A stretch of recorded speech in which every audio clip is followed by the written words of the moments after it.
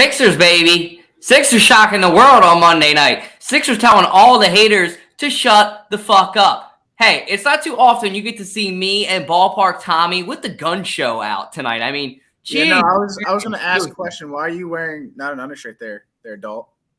Because the Sixers are in the playoffs, dude. The Sixers you don't look swole, bro. You do not look swole. I'm not trying to look swole. I'm trying to win games right now. I mean, if we're doing no undershirts, I mean, I think I might just take off my undershirt too and show the big the bodyguard, baby. You don't fuck with him, especially if you're a Giants fan. I heard he's or honestly a Celtics fan too.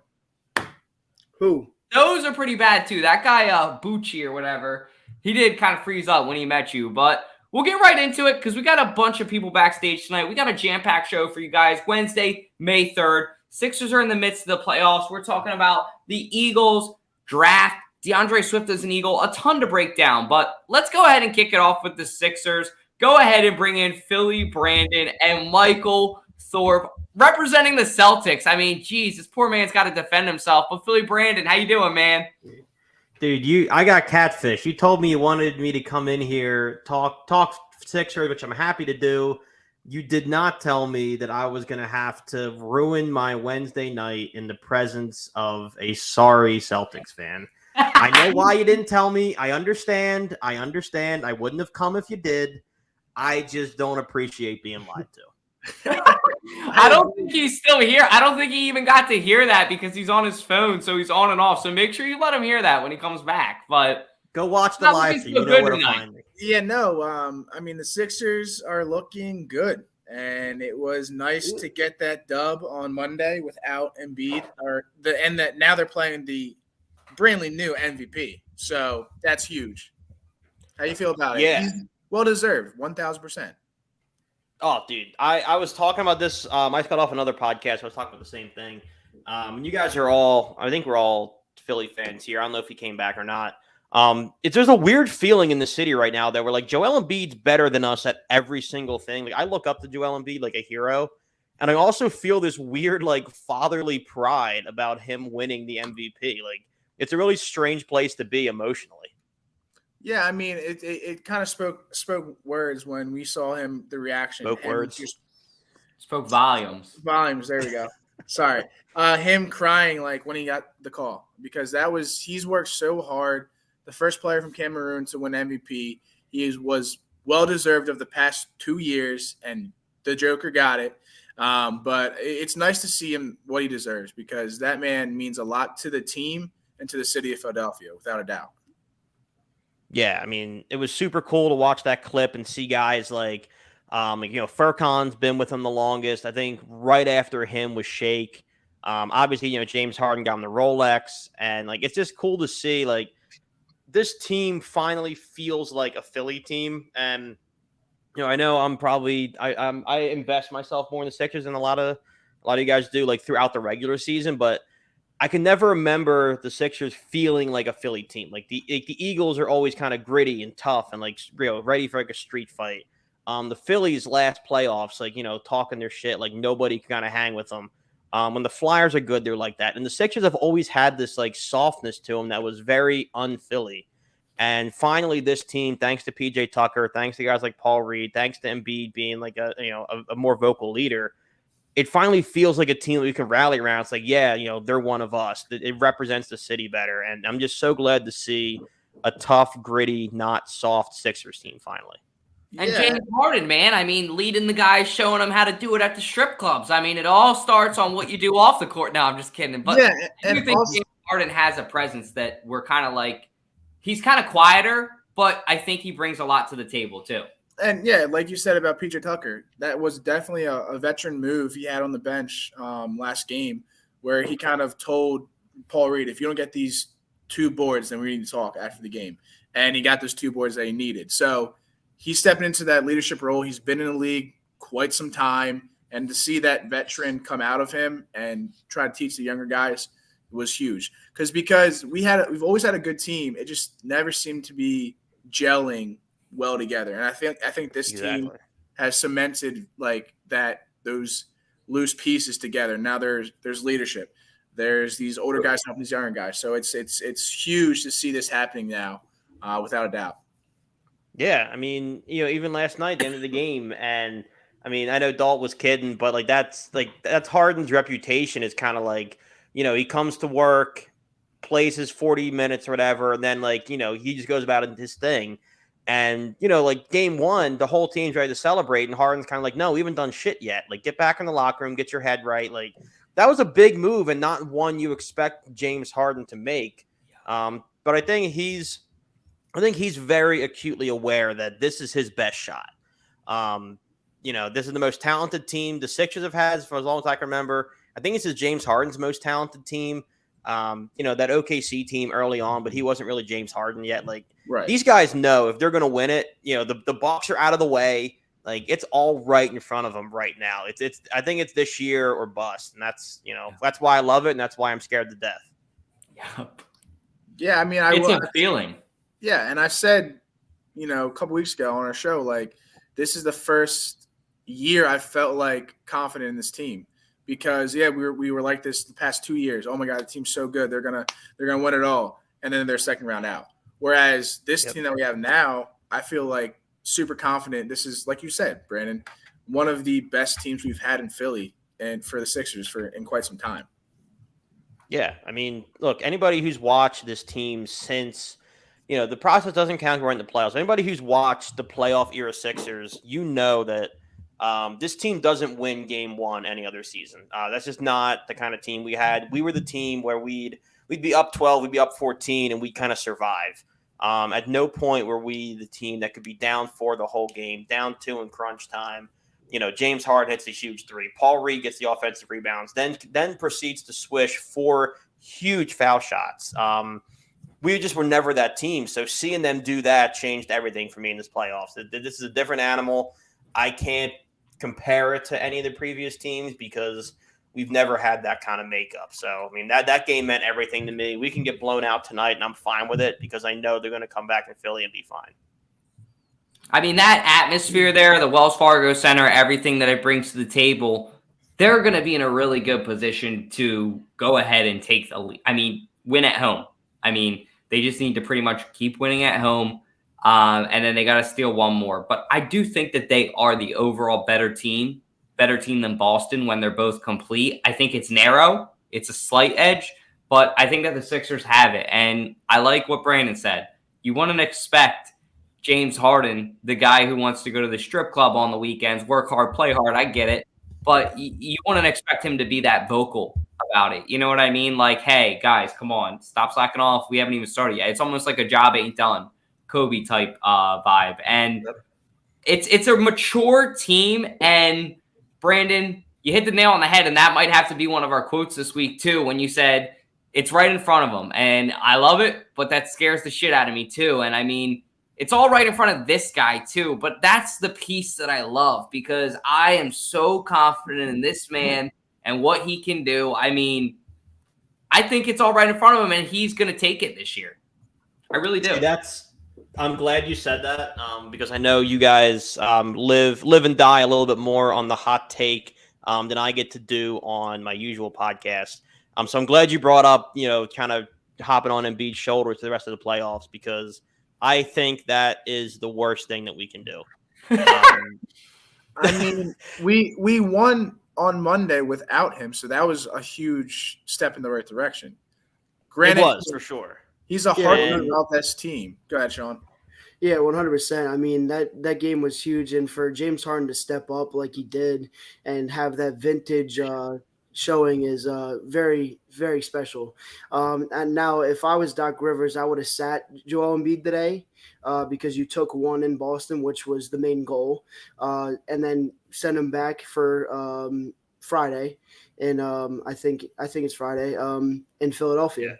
Now, I mean, I do believe in the Sixers this year, and I mean they're down 8 yesterday at halftime. They were down at 6, so they could 100% win this game. And if they go up 2-0 in this series, going back to Philly, I mean the electric in that in the Wells Fargo Center is second to none with that Philly crowd, 100%. And I really do. I feel more confident this year than I did back in, I think, 2019 when we played Toronto in the in the semifinals 100%, because I mean that was just the heartbreaker back in 2019, and that was, I think, our year to win it if that lucky shot didn't happen. But this year I really do think we can knock off the Boston Celtics. Yeah, me too. Like I said, winning game one without Joel was huge. And I just want to, I want to clarify before I have people, trying to find out where I live. I love Joel Embiid. I think he's the best player I've ever seen in a Sixers uniform. And if he's healthy, I'm with Dalt. And I think we saddle our wagon to Joel Embiid and take it as far as we can go. He's playing with a partially torn LCL. I saw a report on Twitter where at best you're going to get maybe 40% of Joel. And as great as he is, and I love him, 40% of Joel is not as effective as whatever we're getting out of James Harden.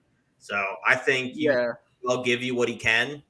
He's been great on defense tonight. He has 3 blocks already.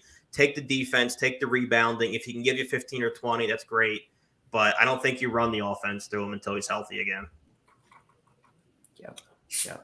Sorry, I just had to go get food downstairs. Don't think I left after you had a take that I didn't agree with. Don't worry. But you're right about that. Stormed off on me. Yeah, I pulled a Boston fan, and he's not coming, by the way.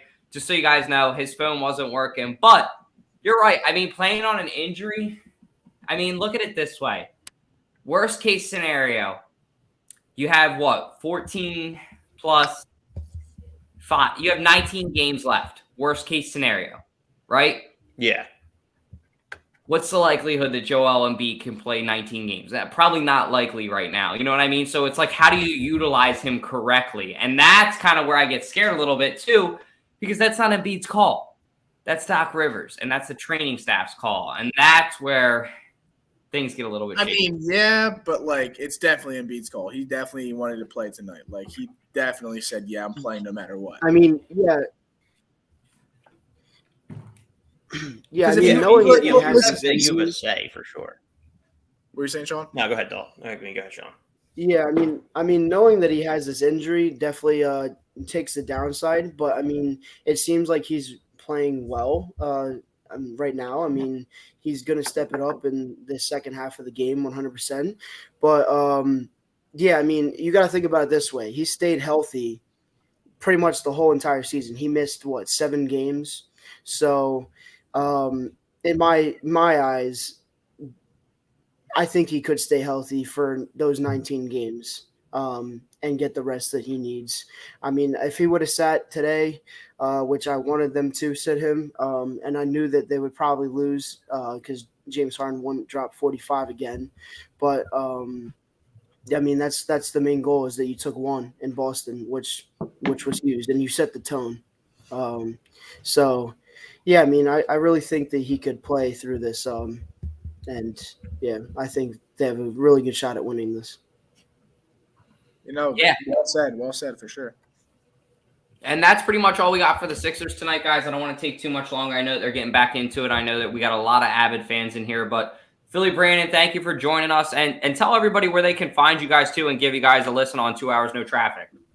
Yeah, man, always appreciate coming by, hanging out, talking a little bit of Sixers. If you enjoyed listening to me talk about basketball for whatever the reason, my buddy Spence and I do it every Wednesday right before this podcast, so 8:30 to 9 Eastern over at 2 Hours No Traffic. You can find that on Twitter at 2 the number Hours No Traffic. Live feed every Wednesday at 8:30, and then they all hit Spotify the day after. But thanks for having me again, Dalton. Always appreciate popping on. No worries. We always appreciate you jumping on. Take care, Brandon. See you, Brandon. Boys. If you see me looking over there, that means I'm looking at the TV, because PJ Tucker just hit a 3. If you see me looking down there, it's because I want a motherfucking bird call. Oh. And that's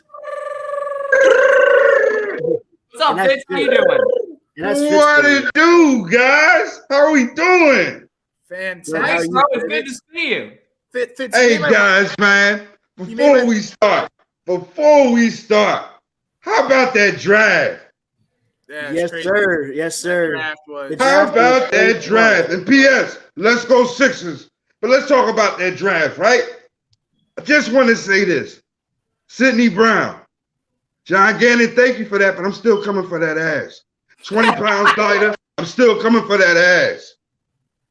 Love it. Fitz, whenever you're on the show, you always make my day 10 times better. So I appreciate you being on. And about the draft, I think Howie did it again. I mean, I told in our chat, A+ on that draft. I mean, getting Carter first round, and we moved up to 9 was huge. And then the other picks we had, and not even to mention DeAndre Swift coming to Philly born, baby. That's going to be huge. Yes. You already know. Before I give him his pedestal, he's been injured a lot, but he hasn't played behind our line. And I think with our line, DeAndre Swift is going to be a dog. He's going to be a dog. See, the beauty with it is he doesn't have to be the man.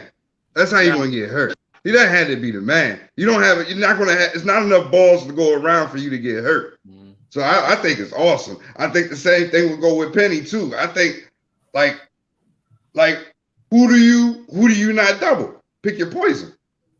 Right. Who do you not double? I'm just worried. I'm just really worried about who's going to stop our run defense, because nobody's running through that hole with Jordan Davis and Jalen Carter on the line. Hey man, it's them new Philadelphia Bulldogs. Now let me ask you guys a serious question. I want to bring Ash in for this too. Are you guys afraid of Jalen? And I want ladies first. Ash will definitely take this first. I know what her answer is already. But are you guys afraid of Jalen Carter's attitude, the rumors, anything along with that? Because that was obviously the biggest hesitation in him being drafted, honestly, so low, I would say, at 10. Yeah. I mean, there's definitely anxiety surrounding that, for sure. I do feel a little bit better that they did talk to so many current Eagles players. And I mean, I know that they talked to everybody that had contact with him. I know that none of that crap is going to fly in the NFL. However, there definitely is concern surrounding that. And I did talk about it last week. And I feel like I'm not going to believe it until I see it. Yeah, I mean, there definitely is some concerns on it, 100%. But this is my thinking on it. Like you said, it's not going to fly in the NFL because they're going to be under check.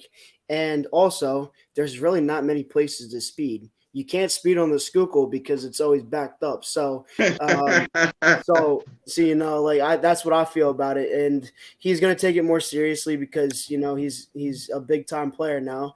And he knows that if he gets caught up with all that off-field drama, then he's going to pay for it, and he's going to get fined and probably get suspended a couple games. So I feel like they're going to keep him in check, and now he knows what brotherhood he really is in. Right. Let me ask you something, Sean. Coach Sirianni reaming you out, yelling at you, top of his lungs. Would you ever want that? No, not at all, because I know that Nick Sirianni can be a dog like that. Like, I know he could, like, when he's mad, he's mad. You saw him many times in the playoff where he was mad, and you don't want to fuck with him. Yep. Right. And I mean, Sean, here's the thing. I've one. No, sorry. No, go ahead. You're good, Tom. Go ahead. I was about to say, have you ever been in the car with Dutch? Dutch knows you can speed. He can speed on any road. Trust me. So there's plenty of speeding that can go on. But yeah, I mean, I would do what's called calculated speeding. I just want to say I've never been in a car accident before, knock on wood, but I'm calculating speeding. I only pray. And for legal purposes, none of that. This is all parody. Just saying. Sorry. I only pray 4 rosaries when Dalt's driving. That's all. Not 5. Hey, 10 toes, Tommy. They got them cameras on the boulevard, so he's cool, man. He got them cameras on the boulevard. I know, man. that's true. Dead money don't make no money. I'm all in on that. The city doesn't want to lose out on a dime, so. Nah, we in there. We in there. Are you afraid of his attitude? We got the Kobe Dean there watching him, and like I told you, who's watching the Kobe Dean? Brandon Graham and Fletcher Cox. We in there, bro. We are so in there. I love this scenario. So wait, it's like a babysitting honor code in the Philadelphia Eagles, and Howie Roseman set it up. It's like Brandon Graham watches Fletcher Cox. Fletcher Cox watches Nakobe Dean. N'Kobe Dean watches Jalen Carter, is what you're saying, right? It's a family thing, you know, to the ones with older siblings or the ones who are older siblings. When I was growing up, like, yeah, you was in charge. Like, you watched them. That's what it is. It's a family, man. I think we'll be cool, man. I think we'll be cool. We ain't balling on the boulevard, man. And that's definitely another thing is that he has all of his former teammates with him on that team to keep him in check 100%. Because, I mean, they're going to get along. The chemistry is there already. So I feel like he's going to get N'Kobe Dean and Jordan Davis are going to let them step up.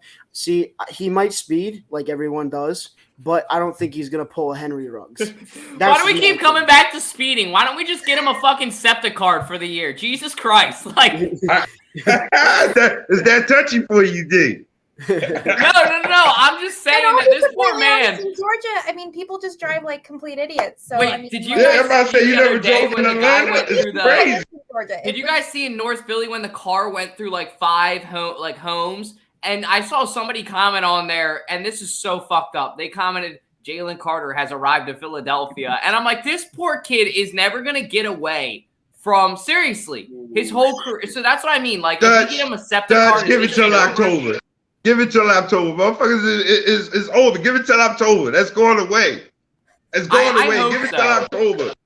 I mean, I hope that once he starts making plays and, like, I mean, I did like this. I will say this about him.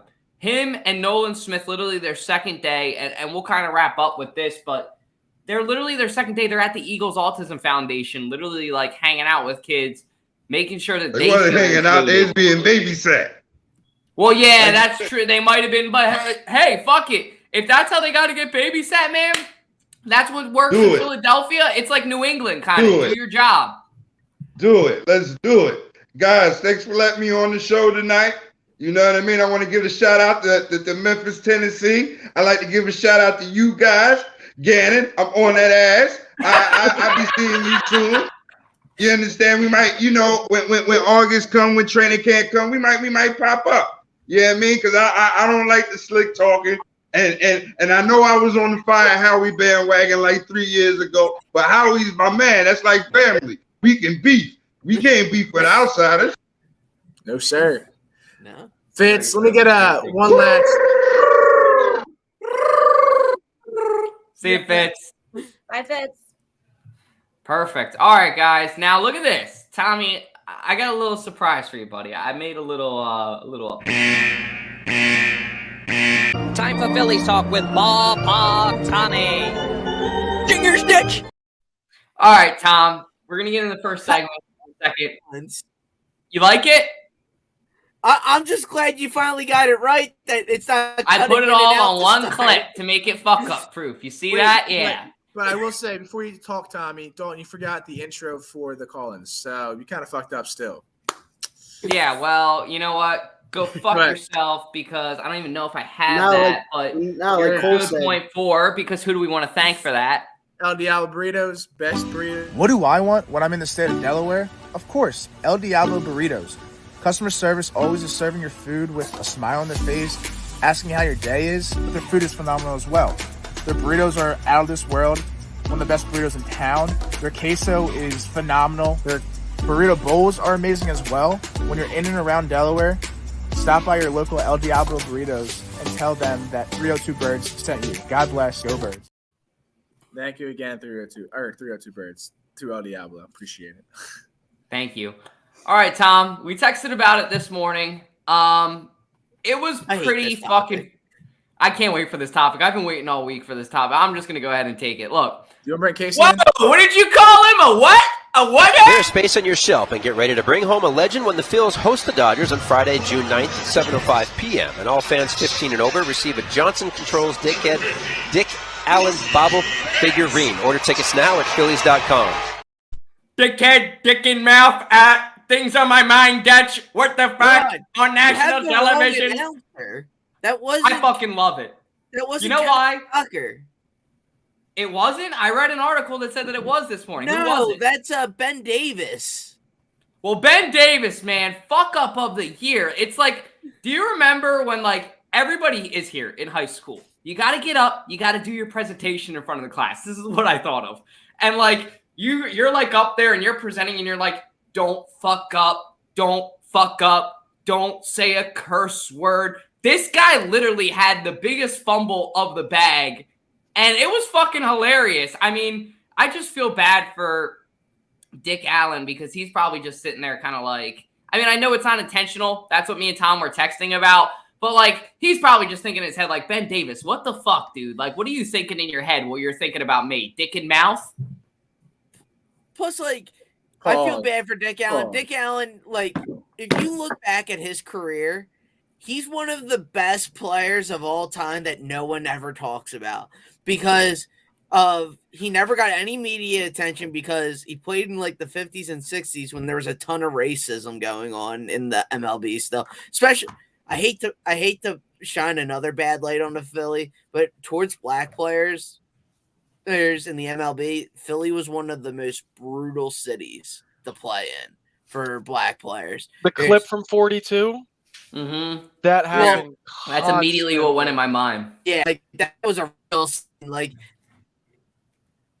But that scene wasn't the unfortunate part. That wasn't really an exaggerated scene. That there was a specific reason why they depicted the Phillies in that movie, because the Phillies were one of the, they were pretty much the most racist team towards black players. Now, when it came to Hispanic players, they were one of the first teams to integrate with Hispanic players, but we were one of the last. Came to black players, not so much. Yeah, with black. Yeah, dude. But Dick Allen was a great player, dude. He had a 58.7 career WAR. I mean, he's not talked about enough. Almost 300 career batting average. It's because right? he never got any accolades. Like, he probably would have won like MVP and a ton of All-Stars if you just weren't like. It's just because of how racist it was back then. Well, and also the least amount of media coverage was back then. Like, nobody outside of Philadelphia really knew who the heck he was. I mean, you got guys like Ian Kinsler that are putting up 20 more less than him, but we know who he is compared to some other players back in his time. Like, I don't know. Most average players don't know who Dick Allen is or anything else along the lines. Like, even Mickey Mantle, you can go into that. Some legendary players. I guarantee you go into like a Lou Brock or anything along those lines, or average fans are not going to know. Yeah. So I got a question for Tommy and Casey. Are we pressing the panic button yet? Yes. No, not one. No, not at all. I don't think you press just because you lost today, lost the series, and you gave up. It was mainly just Craig Kimbrell that fucked it up. But no, if you think about it, right now, what the record is, I don't know, 15 and 17. Yeah, 15, huh? 15 and 17. 15 and 17. So at the time, it was 15 and 13, and the last times they started out 15 and 13 was 1980. 2008 and 2009. So you see a path, and I feel like they'll be fine down the stretch. Harper, he had a great game today. He was 3 for 3 or 2 for 2. 3 for 3 with a double. He was 3 for 3 and 2 walks. Yeah, 3 for 3, a single, double, and 2 walks. Yeah. So and then so he's heating up. I mean, it's only his second game, so you got to give him some time, 100%.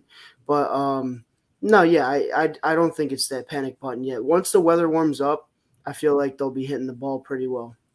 I'm not pressing it at all because, look, if we look at our hitting stats, we are top 15 in every single category, and half the time we're top 8.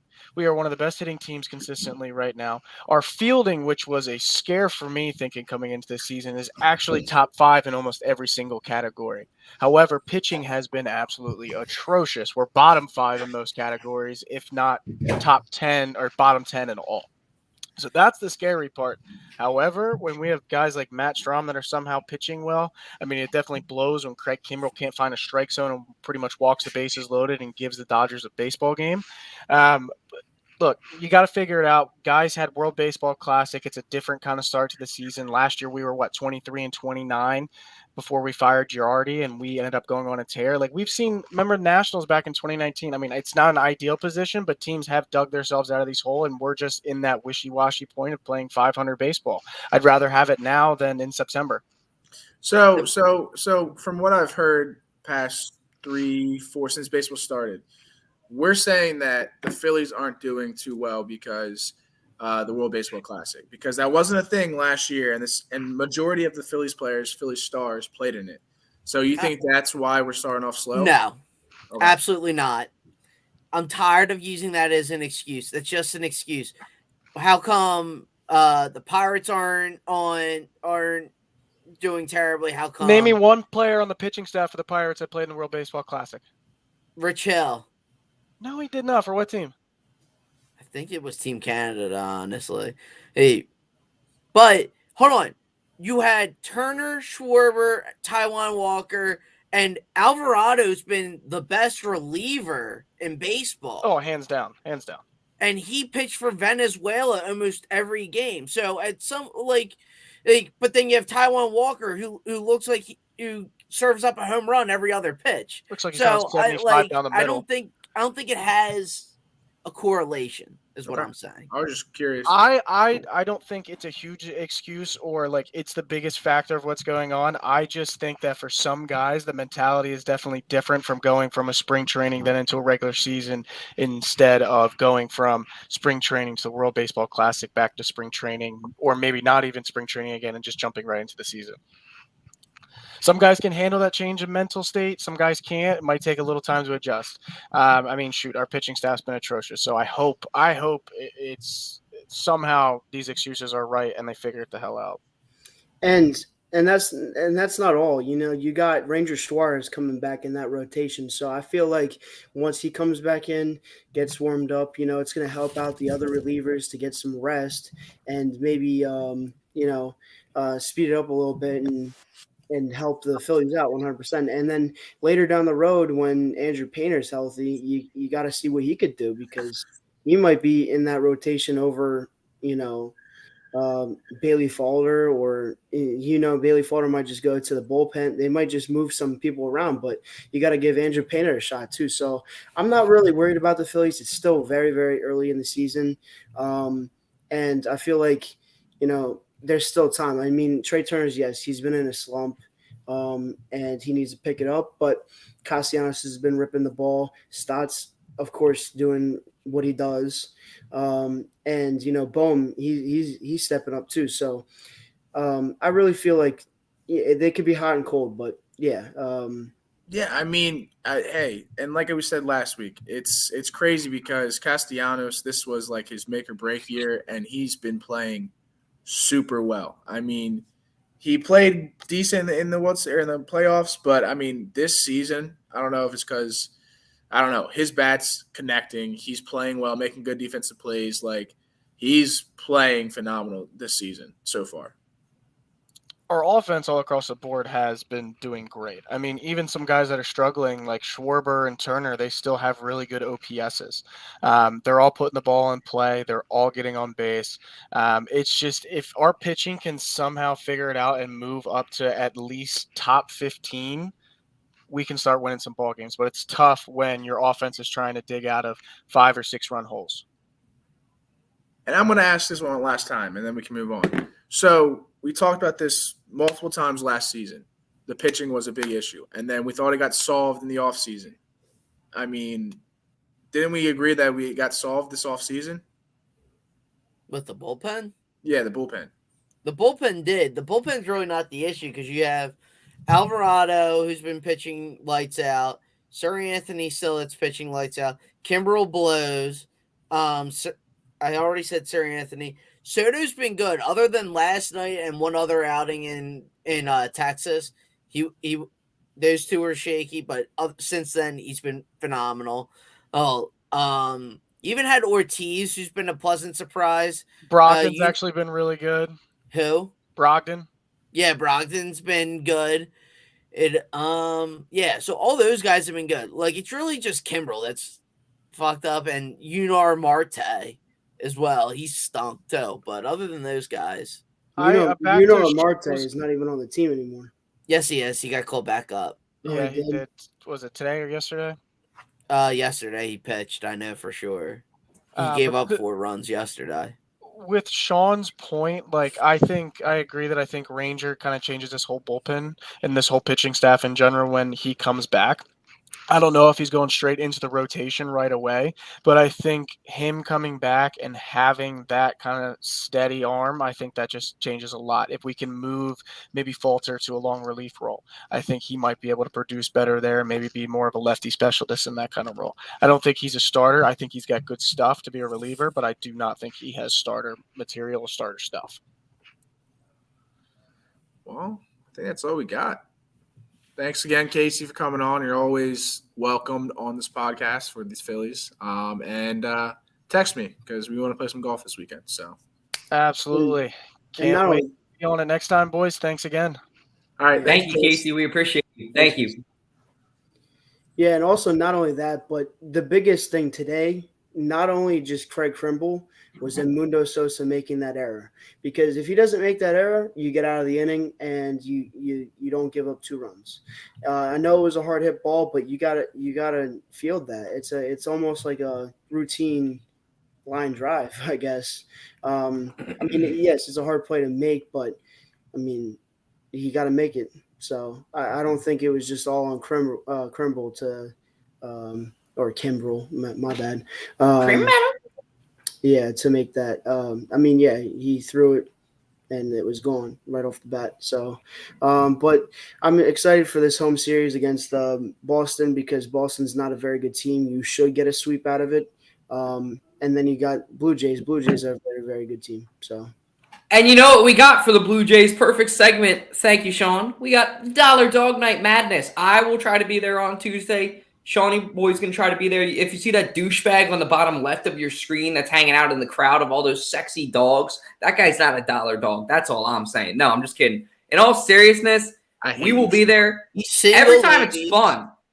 I mean, yeah, Philly captain thought that I was engaged when we saw him last time. So that was pretty funny. But I love wearing the hot dog costume. I'm just saying I have 3 others if anybody else wants to wear one.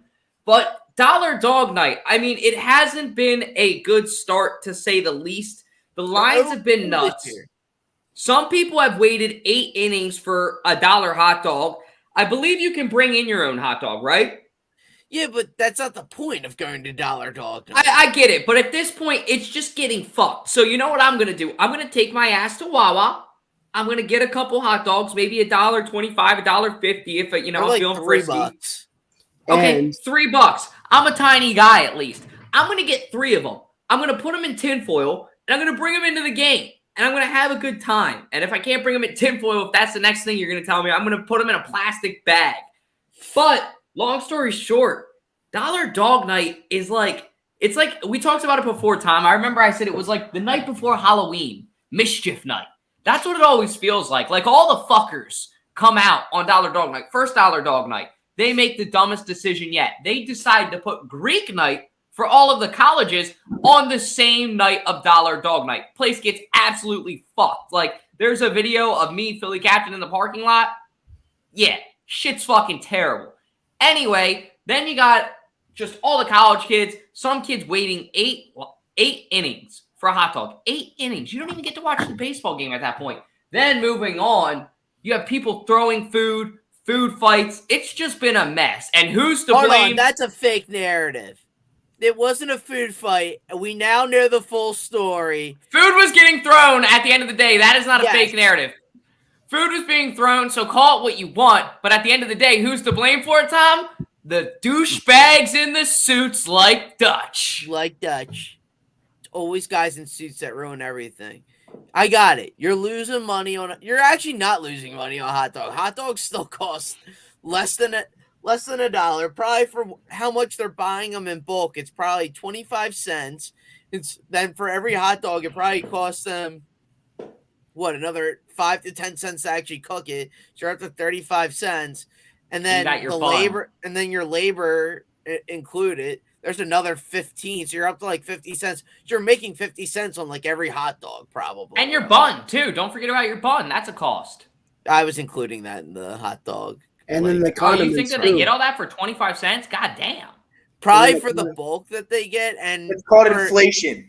And plus, have you seen the size of the dog that they give you on Dollar Dog Night? It's not the normal hot dog that they give you. It's a pipsqueak dog. Yeah. It's a Lolo dog. Yeah. Well, we'll see here. We'll see here. I mean, this is my strategy. You get into the stadium pretty early, and then you wait in line right away, because then you're ready to get Unfortunately, the I hot have dogs. work now. I'm an adult now, so I can't get there super early. Yeah. Yeah, and some of us Yeah, want to I enjoy mean, the game that's too. not a Like problem. Yeah, that's waiting 8 innings. Like when did our friend who waited 8 innings get in line? I feel like pretty early in the game. He just got He got screwed in that there was right no before crowd. the first, like during the national anthem. Okay, never mind. I understand that.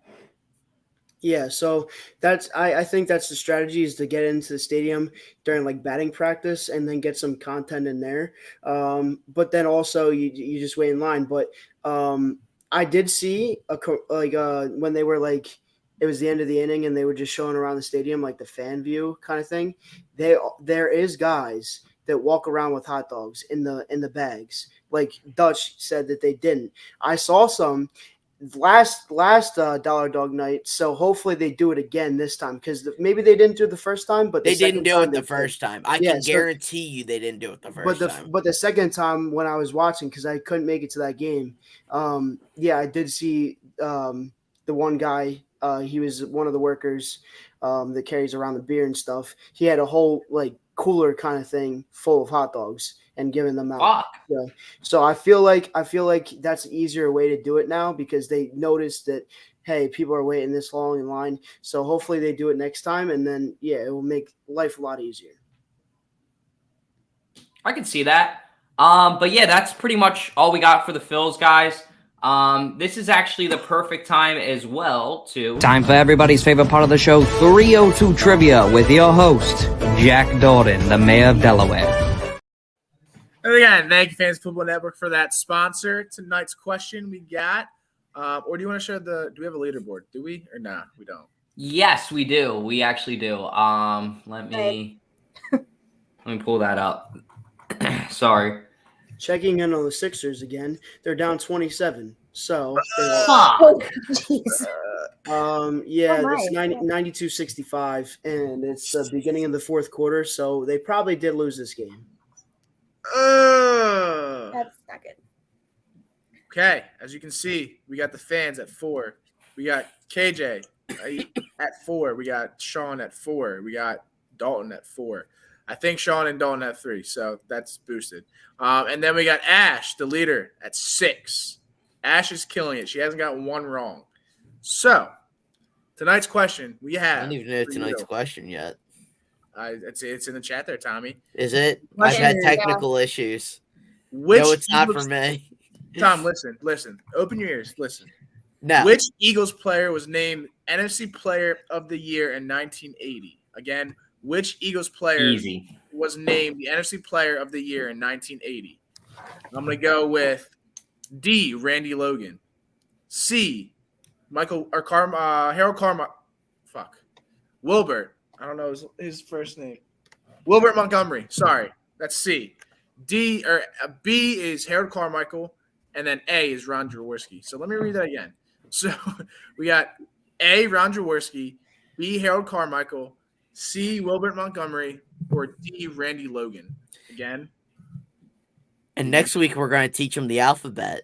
I was trying to switch it up on you guys, and I kind of shot myself in the Yeah, but you couldn't do it backwards.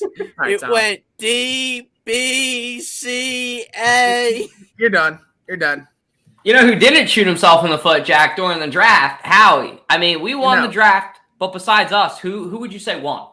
I mean, besides the Birds, I would say the Texans. Honestly, that was a power move. They had number 2 overall and number 3 overall. I think that team got a lot better. I mean, I think the teams that needed a quarterback, like the Colts, like the Texans, and the Panthers, I think they've got hopefully their franchise quarterback. But I mean, this draft, like I said, other than us, we kind of killed it. Again, Howie's killing it. But I would say the Texans for sure won this draft. They've gotten a lot better, and I'm kind of scared. Hopefully, I don't think we're playing them this year. But no, they got a lot better, and it's kind of scary. It feels like they're getting back to their roots by picking up an edge rusher, going out and getting somebody like Will Anderson. I mean, it reminds me a lot of the Clowney pick Kind of like somebody that I think had a lot of hype in the beginning of the year and then goes out and plays and is still got a lot of hype, is still going to be a great player, but just doesn't have all the hype that they had before. CJ Stroud, I think, was a good pick for them too, because Davis Mills is not your guy. Go ahead and take a chance on CJ Stroud, because guess what? If you suck, you're the Texans. You're going to be right back in the top 5 picks in the next 3 years. So you can pick a QB then again. But I love the pick for the Texans. I think that they won. But how about the Steelers, man? Broderick Jones, if that's how you say his name, Broderick Jones. I think that was a phenomenal pick for them. They go out and build the trenches a little bit. They bring in a couple receivers late when they need to. They just have what I would call a Steelers draft. Fun fact about the Steelers. And build well. And they also got Joey Porter Jr. The Steelers now are the franchise of siblings, because they got the Watt brothers, and now they got the Herpig brothers. They got Big Daddy Herpig, Nate Herpig, on the line, and then they got his brother, who's a linebacker, who's a dog. I did not even know that. He was from Iowa, I think. I think he's from Iowa. That man, I saw his highlights. He is a fucking dog. I'm kind of scared. Like, that man is insane. So I think the Steelers have won the franchise for having siblings on their team. And I know nobody wants to say it real quick. Nobody wants to say it. The New York Giants had a good draft too. Deontay Banks, that kid from Maryland, the safety, he's going to be a very good player. Very much reminds me of that pick. I think that they had Xavier McKinney a couple years back was who they drafted. And it kind of reminds me of that. But you know what? All these teams drafted well. But guess what, guys? None of them drafted as well as our boy Howie. Look at him looking down on him. Peasants. Yeah, no, Howie did it again. And I think he's getting better as the drafts go on. He struggled with Jalen Reagor, and then since then, I feel like he's drafted well. Sneaking up to 9 to get Jalen Carter was amazing. And then Nolan Smith. I mean, we're like Fitz said it. We're the Philadelphia Bulldogs. I mean, our whole defense is stacked with Georgia Bulldogs. And also we got DeAndre Swift from Georgia as well. So, I mean, I think that how we drafted what we needed. We needed the players that we drafted. He wasn't stupid. Got a receiver that we didn't really need. I think, and him being a snake in the grass yet again, getting DeAndre Swift, giving pennies to get DeAndre Swift. I mean, this man is just a dog. And I think a lot of the other GMs in the league are like not too happy with him about something that happened after the draft. I saw someone on ESPN. But again, this draft class we have, I think it's going to be really good team. I mean, we've talked about Jalen Carter is going to be a headache, but I mean, with Fletcher Cox in the locker room with him, I mean, we have a lot of veterans on our team that will make sure he's in his spot and he's not doing stupid shit. That's and that kind of pisses me off too with the other GMs, like saying that Howie Roseman, he's getting us. Do your fucking job if you don't like it. Like, that is so fucking middle school. Just fucking be like, hey, fuck, wow, holy shit. The Lions were dumb enough to give them, like, DeAndre Swift. Shit, like, show some respect because, I mean, like, absolutely just finessed some of these teams. Or the secondary option is stop letting him fleece. Stop letting him fleece. I mean, a 4th-round pick for DeAndre Swift is probably one of the biggest steals in recent And not memory. only a fourth rounder in 2025. So, like, that doesn't really – like, that's 2 years from now. Come on. Like, yeah. So, yeah, we got him for a bag of chips. What do you think, Ash? Yeah, no, I mean, I was really surprised by all of it. I will say I lived in Georgia last summer, and people in Georgia have, in my opinion, more pride in their Georgia Bulldogs than they do in the Atlanta Falcons. Like, you see way more like UGA fans than you see Falcons fans. So I've actually seen a lot of my UGA alumni friends posting stuff about the Eagles in the last week or so, and that's been kind of fun to see. So yeah, that's awesome. Yeah, and then another thing that I don't see in the graphic is Tyler Steen. Tyler Steen is most likely going to be your starting guard because, you know, he's a big boy. He's 6'6", 320 pounds, and I mean that's a question mark right now. I mean, yes, you could put Cam Jurgens there, or you could put Jack Driscoll there, but I feel like look, we got Stoutland University on our hands, and he's gonna form him into a great player. So I feel like once he gets control a little bit of him, and goes through the training camps and mini camp and OTAs, then yeah, 100%. He'll be a good player. I mean, he came from Alabama, so Alabama is a great team. So yeah, I feel like he's going to be pretty good for the Eagles.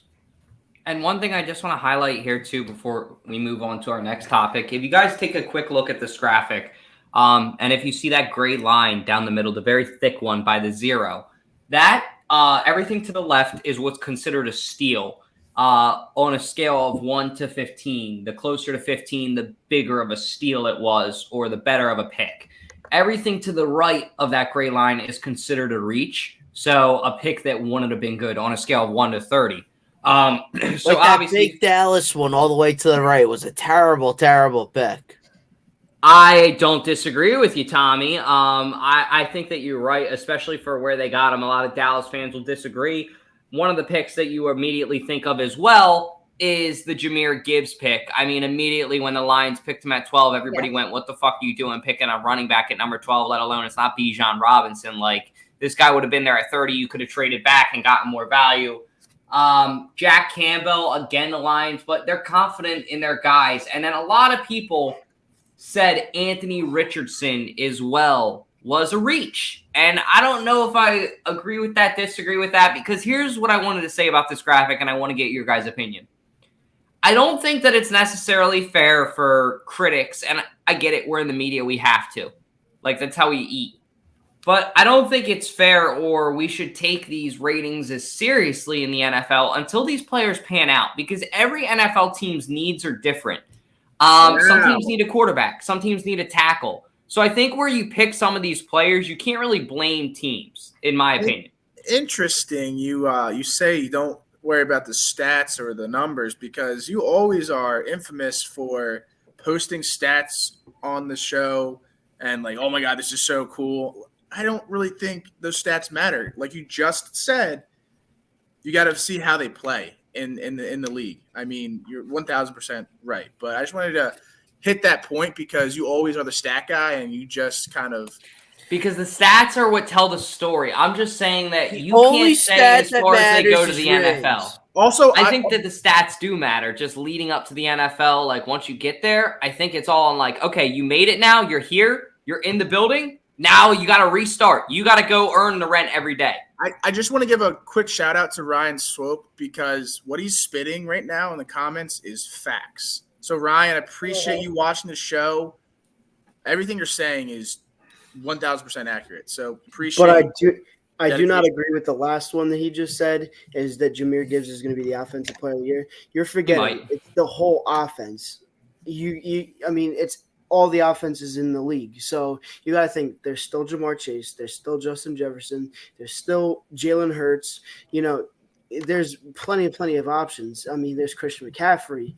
So like I mean, to say that a rookie is going to win offensive player of the year, that's a stretch.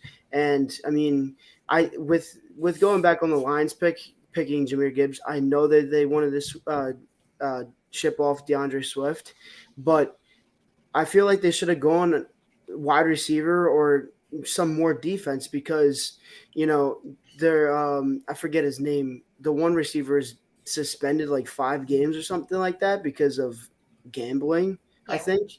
Yep.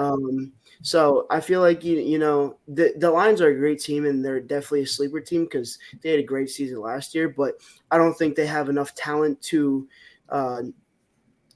play up against the Eagles or last year they did hold their own in the beginning of the year. Sean, I will say, I was going to say this. I think Ryan meant rookie offensive player of the year.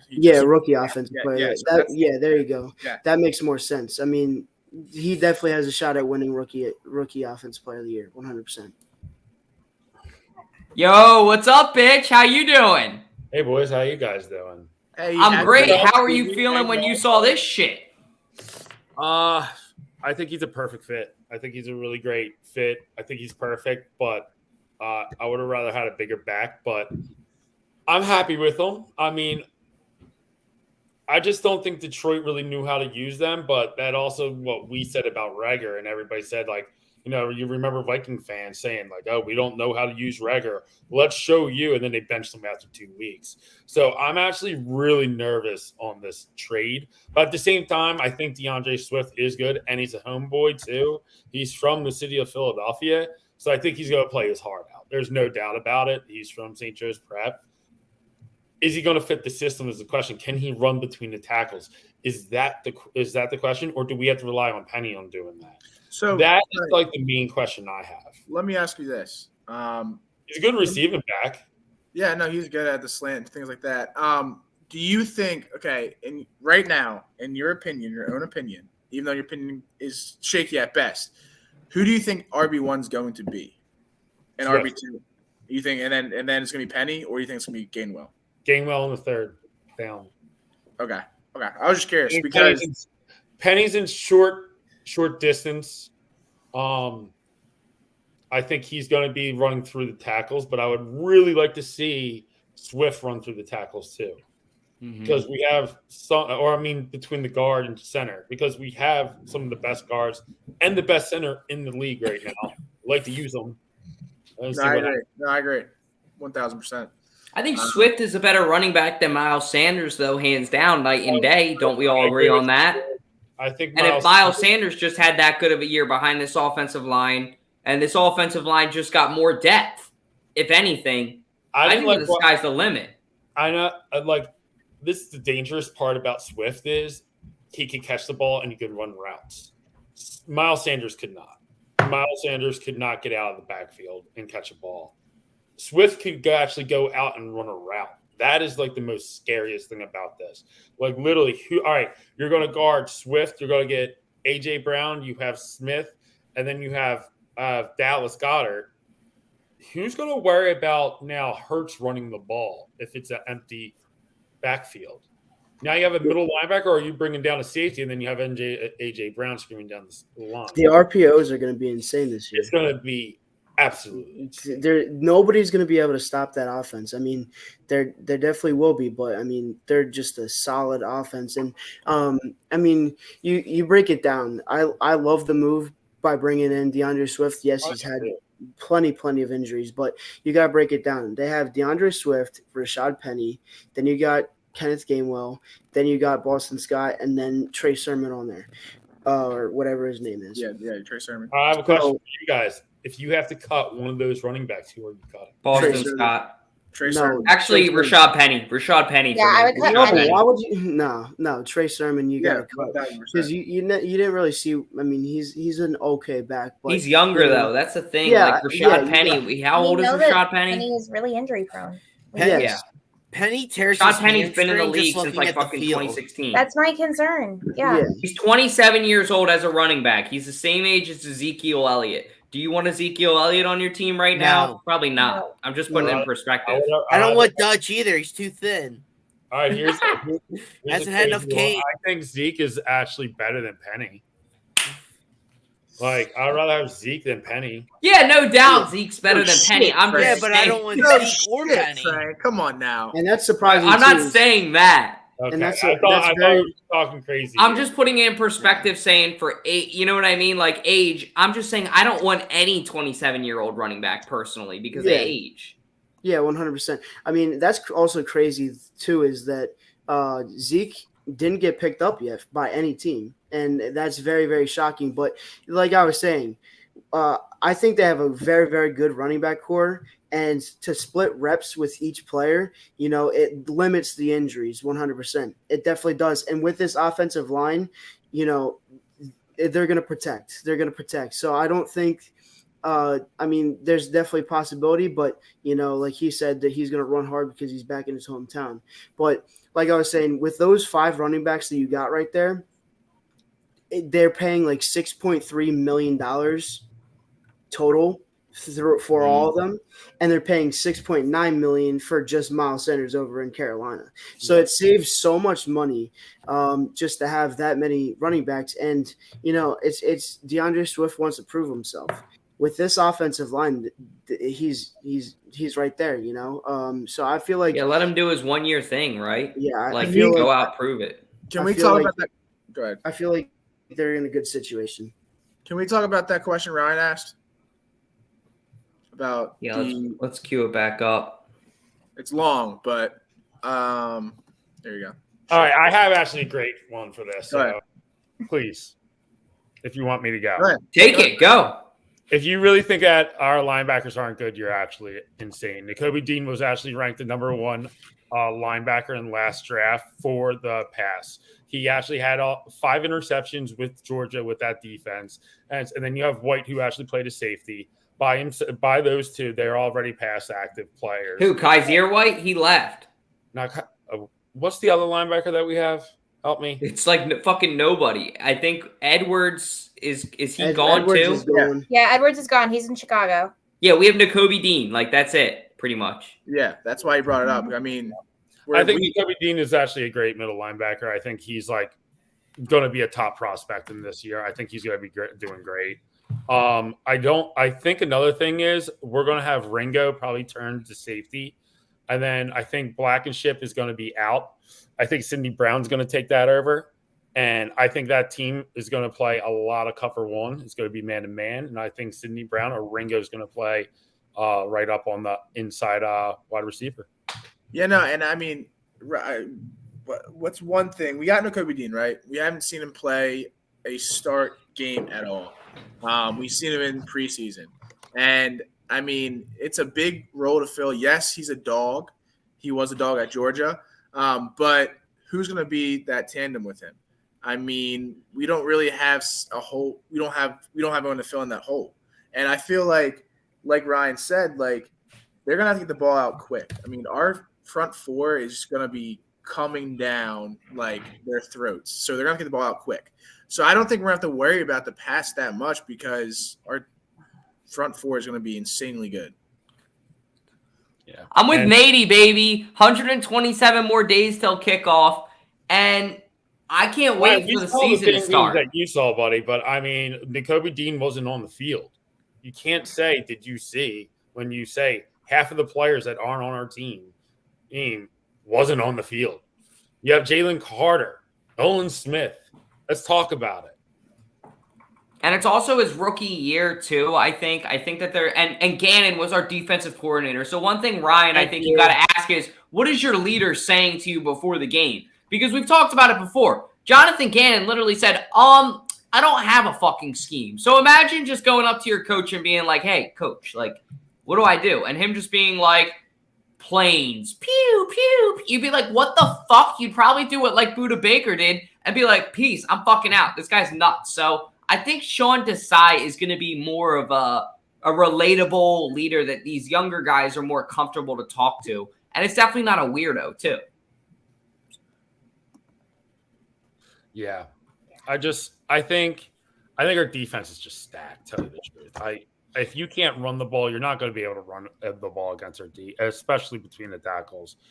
I think it's just going to be insane. And I think if you just play man-to-man and you have Ringo there as a safety and Brown, and then you have Maddox, and then, of course, our two, best corners in the league right now, Slay and Bradbury, it's okay, we're stacked. We're ready to go. I think I would rather take our secondary over the Cowboys when I'm thinking about it right now. Yep. We have Gilmore, who's 34. Yeah, that's not going to happen. I just think we're the best team in the NFC East and the NFC altogether. Yep, hands down. And it's not even close. And I think that's why Howie's saying to these younger guys like Jalen Hurts, hey, we're going to put all our chips in on this year. Because we know that Aaron Rodgers was a dipshit and just left, and the NFC's wide open. Somebody from the AFC is going to come to the NFC next year and is going to make it more difficult. Kirk Cousins might be our biggest competition. Derek Carr might be our biggest competition in the NFC. That's a joke. Yeah. I agree with that. I mean, The Raiders. Wait, Dalton, can you say it again? What'd you say about Derek Carr? Derek Carr might be next year. This will be like the A.J. Brown take. And look, I do not want this to happen, but when I'm looking around at the Saints team, the way they draft, Derek Carr's got a chip on his shoulder too. I think that it all just makes sense that, and in that division, I don't see any of those teams really getting that much better, including the Panthers. I think that they're going to have mistakes. So I really think that the Saints are going to end up winning their division and will be a top 3 team in the NFC next year. Top 3.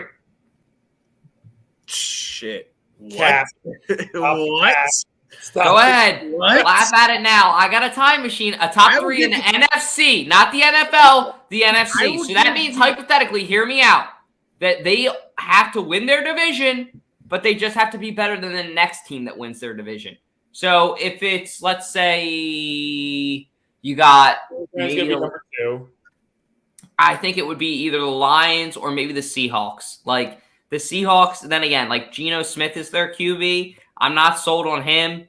Maybe they got a little bit better at wide receiver, but QB is the orchestrator of the offense. I'm not sold on Geno Smith. I don't think the Seahawks are going to do it. Cardinals are having a down year. Packers, Aaron Rodgers gone. I would love to see Jordan Love take off, but I'll believe it when I see it. Lions, fuck Jared Goff. You guys know how I feel about him. They're a gritty team, but the Lions honestly might be one of the biggest competitors in the fucking NFC too.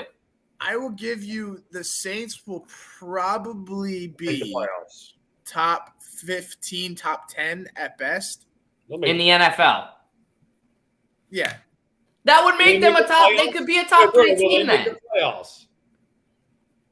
I didn't say that they're going to go far in the playoffs. I just think that they're going to have a good record. The playoffs. Are they going to make the playoffs? Yes or no? Yes, they will make the playoffs. I think so too. I think Derek Carr's got a chip on his shoulder. You guys remember the quote that he said? Carr has some weapons on that team. What has Derek Carr done? Please explain to me. That one season before he got injured, he lit it up. Vegas was horrible. Vegas was hard. They're a horrible organization. They always been. All right, that's the hottest take of all hot takes, Dalton. Dude, they have no line. All right, I'll stop. Don't worry. We'll talk about it later. But I can see we're putting Tommy to sleep. So should I run it with Jack's trivia? Oh, yes, please. Time for everybody's favorite part of the show, 302 Trivia, with your host, Jack Dorden, the mayor of Delaware. I think I was talking for all of our fans there. Like, all right, we were going into stupidity. Okay, the question of the night was, which Eagles player was named the NFC Player of the Year in 1980? A. Ron Jaworski, B. Harold Carmichael, C. Wilbert Montgomery, D. Randy Logan. And I will say, okay, Tom got it correct. Sean got it wrong. And Ash, again, got it right. So the answer is Ron Jaworski. And Dawn got it right, too. I'll give words, too. Ron Jaworski was the answer. And I'm not sure if anyone in the comments got it. I said Harold Carmichael. But off topic, Sixers lost by 34, 35. I knew it was bad. So, my God. We come back to Philly and get back on it. Fucking Xavier. First thing this dickhead does is come here and has to talk shit to us. I'll handle this one real quick. Like, Xavier, we might have lost tonight. But you know what, buddy? You got to come play 2 games in Philadelphia. And you guys are only 1-1. We could leave going to Boston being up 3-1 if all goes well. You got to come into our house and come with that same energy. So, okay, you might have won the battle, my friend, but you need to still win the war. That's all I got for you. So, this kind of concerns me now. We put Emvpiid back in the lineup and we lose by 30. That you guys are looking way too early. You took one game away from him. I'm fine with that. Hey, I get it. He's like 40% at best, maybe 45, but like I'm saying you go to Boston. It's a hard place to play, no matter what. That's true. Baseball, basketball. We got one. Anyway, you got one. Yeah. Take it. If someone tells me, hey, you're going to win one in Boston in 2 games, take it. Come back, win another 2, play it out. Let's go. I'm happy with that. Yeah, no, I mean, I was from I'm the not worried about it. Not worried about it at all. We took From the win out Monday. ourselves when they lost without Embiid. I think also that Boston sort of overlooked that game. They're like, "Oh, Embiid's out. This is gonna be a cake."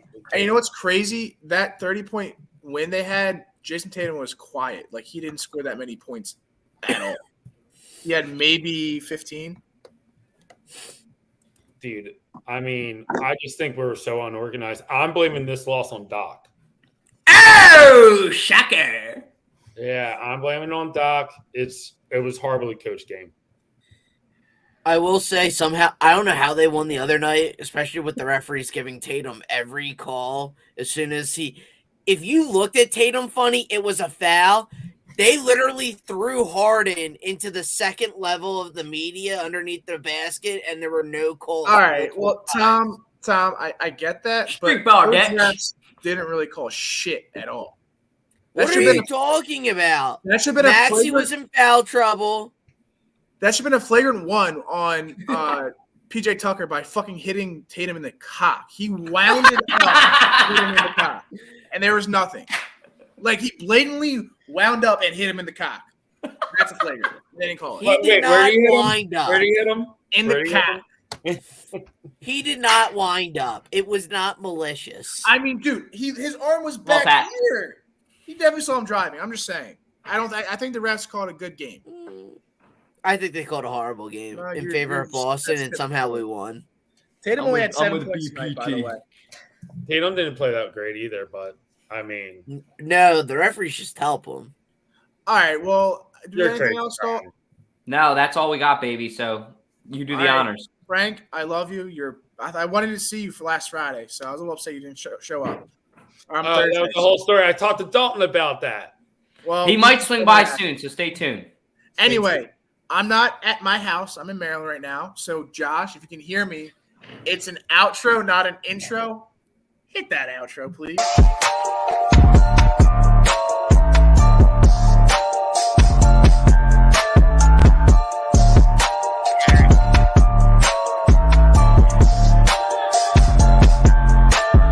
Come out on June 15th for a Dick Allen bobblehead. I'll fuck the shit out of it.